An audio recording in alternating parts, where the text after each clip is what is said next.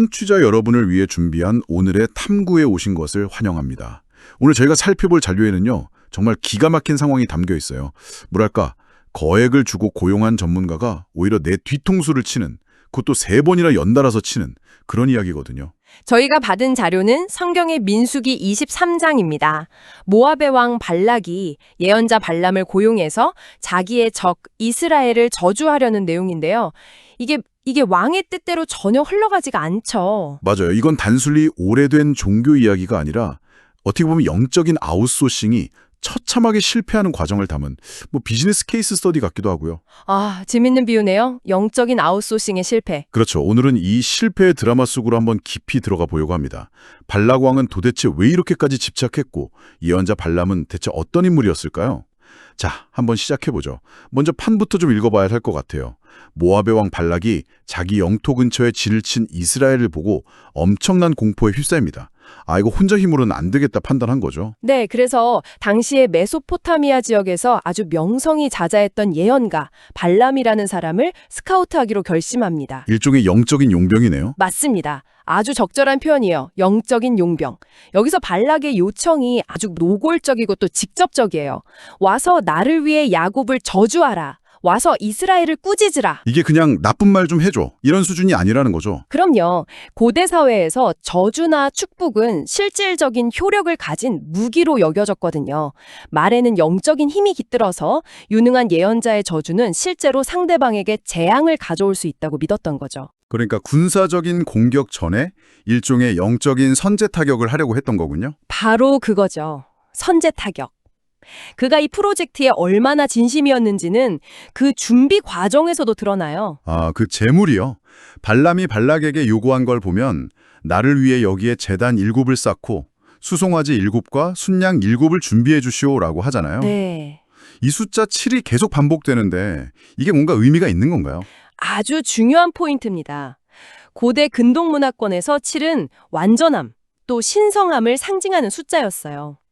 제단 7개에 각각 최고급 제물인 수송아지와 순양을 7마리씩 바쳤다는 건 당시 왕이 할 수 있는 가장 성대하고 완벽한 종교 의식을 치렀다는 뜻입니다. 발락은 이 저주 서비스의 효과를 극대화하기 위해서 비용을 아끼지 않고 그야말로 풀베팅을 한 셈이죠. 자, 그렇게 모두 세팅이 끝났습니다. 돈은 돈대로 쓰고 제단은 완벽하게 차려졌고 연기는 피어오르고 발락은 이제 곧 터져나올 그 강력한 저주의 말을 기대하면서 숨죽이고 있었을 거예요. 그렇죠. 그런데 발람의 입에서 나온 건 저주가 아니라 축복이었죠. 그것도 아주 강력한 축복이었어요. 발람 입장에서는 정말 뒤통수를 세게 맞은 기분이었을 겁니다. 거액의 계약금을 주고 데려온 해결사가 갑자기 상대편을 칭찬하기 시작하는 꼴이니까요. 발람의 첫 번째 예언을 보면 이 시작부터가 심상치가 않아요. 하나님이 저주하지 않으신 사람을 내가 어찌 저주하며 주님께서 꾸짖으신 사람을 내가 어찌 꾸짖을 수 있겠는가? 이건 사실상 임무수행 불가 선언이잖아요. 맞아요. 차원부터 못하겠다고 선언하는 거죠. 그러면서 이스라엘을 홀로 떨어져 사는 백성, 뭇 민족들 가운데 하나로 꼽히지 않을 민족이라고 묘사해요. 그건 무슨 뜻이죠? 그들의 독특한 정체성, 그리고 신의 특별한 보호를 받고 있다는 걸 의미하죠. 심지어 그들의 수가 야곱의 먼지처럼 셀 수 없어질 거라고 말합니다. 저주는커녕 오히려 그들의 번성을 예언한 거죠. 상상이 가네요. 발락이 얼마나 화가 났을지. 자료 11절을 보면 어찌하여 나에게 이렇게 하시오. 나의 원수를 저주하라고 당신을 데려왔는데 오히려 축복만 하였소. 하고 소리치잖아요. 네, 분노가 폭발하죠.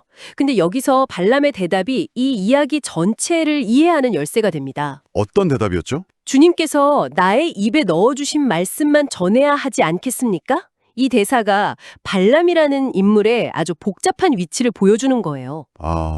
그는 분명 발락에게 돈을 받기로 한 고용된 예언자이지만 동시에 자기 자신도 통제할 수 없는 더 큰 힘, 즉 신의 통제 아래 놓여 있다는 거죠. 그 부분이 정말 흥미로운데요. 그럼 발람은 그냥 신의 의지를 전달하는 스피커에 불과한 걸까요? 그에게는 아무런 자유의지가 없는 걸까요? 글쎄요. 애초에 발락의 제안을 받고 돈에 흔들려서 여기까지 온 건 또 본인 의지잖아요. 바로 그 지점이 이 이야기를 입체적으로 만듭니다. 발람은 결코 순수한 영웅이 아니에요. 성경의 다른 부분에서는 그가 탐욕 때문에 발락의 편에 서려고 했다고 비판하기도 하거든요. 아, 그런가요? 네. 그러니까 발람은 돈의 유혹과 신의 명령 사이에서 갈등하는 아주 인간적인 인물인 거죠.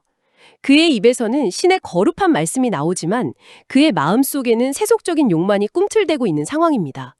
이런 내적 갈등이 이 드라마를 더 팽팽하게 만들죠. 좋군요. 아무튼 첫 번째 시도는 완전히 실패로 돌아갔습니다. 보통 이 정도면 이 방법은 안 통하는구나 하고 포기할 법도 한데 발락은 그러지 않아요. 그의 다음 계획이 참 재미있습니다. 발락은 실패의 원인을 좀 엉뚱한 데서 찾으려고 해요. 13절에 나와 함께 다른 곳으로 갑시다. 거기서는 그들의 일부만 보이고 전부는 보이지 않을 것이요. 거기서 나를 위해 그들을 저주해 주시오 라고 말합니다. 이거 완전 계약서의 허점을 찾아라 같은 느낌 아닌가요? 전체를 저주하는 건 안 된다면 일부만 보고 저주하면 시스템이 속아 넘어가지 않을까 하는 식의 꼼수잖아요. 정확합니다. 어떻게든 이 영적인 법칙의 버그를 찾아내려는 시도예요. 신의 능력이 인간의 시야나 특정 장소에 제한될 수 있다고 생각하는 아주 고대적인 사고방식이죠. 그래서 그들은 비스가산 꼭대기라는 두 번째 장소로 이동해서 첫 번째와 똑같은 그 아주 비싼 제사를 다시 한번 지내는군요. 네, 맞습니다. 결과는 어땠나요? 그의 꼼수가 통했나요? 전혀요. 오히려 역효과만 났습니다. 두 번째 예언은 첫 번째보다 훨씬 더 강력하고 노골적인 축복이었어요. 발락의 시도가 오히려 더 강한 신의 의지를 끌어낸 셈이죠. 두 번째 예언의 핵심 내용은 뭔가요? 19절에 그 내용이 압축되어 있습니다. 하나님은 사람이 아니시니 거짓말을 하지 않으시고 인생이 아니시니 변덕을 부리지 않으신다. 이건 발락의 시도에 대한 정면 반박이에요. 네가 장소를 바꾸고 관점을 바꾼다고 해서 내 뜻이 바뀔 것 같으냐는 메시지죠. 신의 불변성을 선포하는 거군요. 그렇죠. 그리고 아예 쐐기를 박아버립니다. 20절에 나는 축복하라는 명을 받았다. 그가 복 주신 것을 내가 돌이킬 수 없다. 이건 발락에게 하는 말이면서 동시에 유혹에 흔들리는 자기 자신에게 하는 다짐처럼 들리기도 해요. 맞아요. 그리고 축복의 내용도 더 구체화됩니다. 이스라엘을 이집트에서 이끌어낸 힘이 들소의 뿔과 같다고 말하는데요. 잠깐, 들소라니요? 왜 하필 들소일까요? 힘이 세다는 의미인가요? 그 이상입니다. 들소는 고대 근동에서 인간이 길들일 수 없는 가장 강력하고 예측 불가능한 야성의 힘을 상징했어요. 통제 불가능한 힘? 네, 즉 이스라엘을 보호하는 힘은 인간의 통제를 완전히 벗어난 압도적인 신의 능력이라는 걸 보여주는 이미지죠. 나중에는 굶주린 암사자와 수사자에도 비유하는데 이건 먹이를 쟁취할 때까지 결코 멈추지 않는 필연적인 승리를 상징합니다. 상황이 이렇게 되니까 발락의 반응도 달라지네요. 처음엔 분노했다면 이젠 거의 체념에 가까워 보여요. 25절에 저주도 하지 말고 축복도 하지 마시오 라고 소리치잖아요. 그렇죠. 제발 그냥 입 좀 다물어 달라는 거 아닙니까? 네, 정말. 완전히 KO 펀치를 맞은 거죠. 자신의 계획이 두 번이나 그것도 점점 더 강력하게 정반대의 결과를 낳았으니까요. 여기서 이야기가 끝났다면 발락이 합리적인 판단을 내렸다고 볼 수도 있었을 텐데 놀랍게도 그는 여기서 멈추지 않습니다. 정말 대단한 집착이죠. 발람이 주님께서 하신 말씀은 내가 그대로 전하지 않을 수 없다고 이미 말씀드리지 않았습니까? 라고 다시 한번 확인시켜 주는데도요. 발락은 신랏 같은 희망을 붙잡아요. 혹시 하나님이 기뻐하실지도 모르니 다른 곳으로 가보자고요. 그 혹시라는 단어. 네, 그 단어에서 그의 절박함이 그대로 묻어납니다. 이건 이제 합리적인 전략이 아니라 거의 도박 중독자의 심리가 비슷해 보여요. 이미 많은 것을 잃었기 때문에 여기서 멈출 수가 없는 거죠. 이번 한 번만 더 하면 만회할 수 있을 거야 라는 근거 없는 희망에 모든 것을 거는 겁니다. 자, 그래서 도착한 세 번째 장소가 부올산 꼭대기입니다. 이번엔 광야가 내려다 보이는 곳이라고 하네요. 그리고 지겹지도 않은지 발람은 또 똑같이 요구합니다. 여기에 제단 7을 쌓고 수송아지 7과 순양 7을 준비해 주시오. 그리고 민수기 23장은 바로 이 지점에서 발락이 그 말대로 또 제물을 준비하는 장면에서 끝이 납니다. 거기서 끝나요? 네, 세 번째 의식이 막 시작되려는 가장 긴장감 넘치는 순간에 막을 내리는 거죠. 이 반복적인 구조가 발락의 맹목적인 집착과 또 돈 받은 값을 해야 한다는 압박과 신의 명령 사이에서 이러지도 저러지도 못하는 발람의 곤혹스러운 처지를 극대화시켜요. 과연 세 번째 시도는 어떤 결과를 낳을지 정말 궁금하게 만드네요. 네, 오늘 저희는 민수기 23장에 담긴 이 기묘한 드라마를 함께 살펴봤습니다. 저주라는 영적인 무기를 아웃소싱해서 운명을 통제하려던 한 왕이 어떻게 자신의 통제를 벗어난 거대한 힘 앞에서 좌절하고 또 좌절하는지를 따라가 봤네요. 이 이야기의 핵심은 결국 통제하려는 인간과 통제되지 않는 신의 뜻 사이의 충돌이라고 할 수 있어요.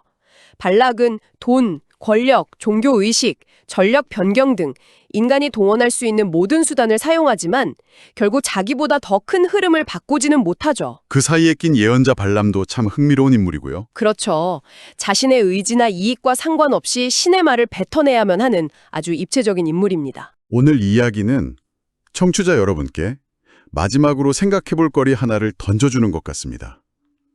저주를 위해 고용된 발람이 결국 축복의 통로가 되는 이 아이러니를 보면서 우리 자신의 말에 대해 생각하게 돼요. 우리는 분명 어떤 의도를 가지고 말을 시작하지만 그 말이 만들어내는 결과는 종종 우리의 의도를 완전히 벗어날 때가 있잖아요. 맞아요. 그럴 때가 많죠. 어쩌면 우리의 말과 그 결과 사이에는 우리가 미처 인지하지 못하는, 통제할 수 없는 어떤 힘이 작용하고 있는 건 아닐까요? 이 질문을 남기면서 오늘 탐구는 여기서 마치겠습니다.